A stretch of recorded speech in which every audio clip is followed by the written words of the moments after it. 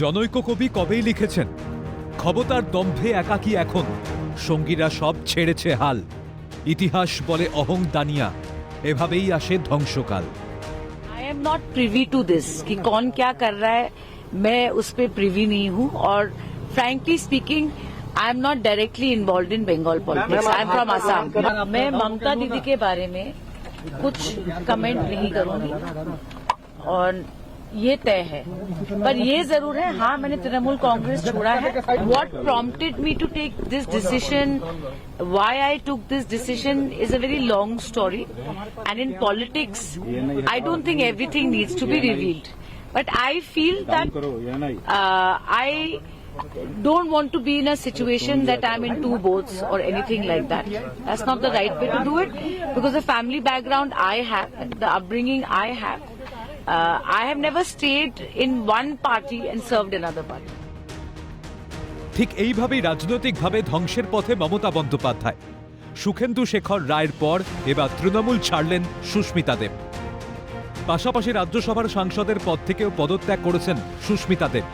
বুধবার রাজ্যসভার চেয়ারম্যান তথা উপরাষ্ট্রপতি সিপি রাধাকৃষ্ণনের সঙ্গে দেখা করে ইস্তফাপত্র তুলে দেন সুস্মিতা। চেয়ারম্যানকে দেওয়া চিঠিতে সুস্মিতা তার ইস্তফাপত্র দ্রুত গ্রহণ করার আর্জি জানান। গত সপ্তাহ পর্যন্ত রাজ্যসভায় তৃণমূলের মোট ১৩ জন সাংসদ ছিলেন। সুখেন্দু এবং সুস্মিতা ইস্তফা দেওয়ায় তা কমে ১১ হল। এদিন ইস্তফা দেওয়ার পর পদত্যাগী তৃণমূল সাংসদ বলেন, সম্পূর্ণ ব্যক্তিগত সিদ্ধান্তেই পদত্যাগ। গণতান্ত্রিক দেশে আর স্বাধীন দেশে আমরা তো এই দেশটাকে স্বাধীন মনে করি আর গণতান্ত্রিক মনে করি। এটা আমার ব্যক্তিগত ডিসিশন, আমি কোন দলে যাব, কি ধরনের রাজনীতি করব। হ্যাঁ, আমি কাউকে এটার মধ্যে টানতে চাইছি না, আর আমি টানবো না। এটা আমার নিজস্ব ডিসিশন। যাদের ভালো লেগেছে, যারা এটাকে স্বাগতম জানিয়েছে, ওদেরকে ধন্যবাদ। যারা এটাকে খারাপ চোখে দেখছেন, ওদেরকে আমি কিছু বলতে চাই না। But this is my personal decision, and I have the right, as in a free country, in a democracy, to decide which party I will go to and what kind of politics I will do and whether I will do politics or not. It's my decision. So I don't need anybody's validation, and I will not speak against anybody in the Trinamool or any other party.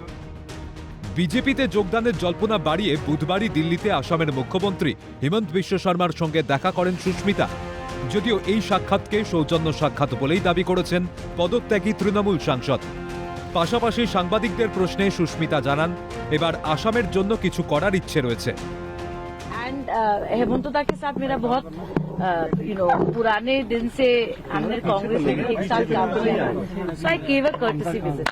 I am a politician with an electoral background, although I've lost an election, no doubt about it, and I'm an organization person, but I don't know what exactly I will do. I also need some time to think, but I think that Assam is my state.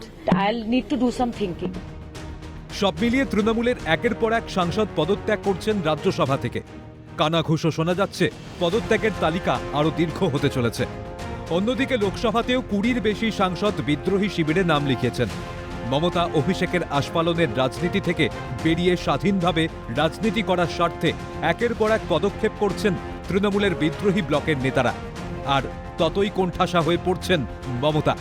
পরিস্থিতি এমন দিকে মোড় নিচ্ছে যে দলের প্রতীক এখন মমতার হাতে থাকে কিনা সেটাই বড় প্রশ্নচিহ্নের সম্মুখীন হয়ে দাঁড়িয়েছে। রাজা সাহার রিপোর্ট, ক্যালকাটা নিউজ।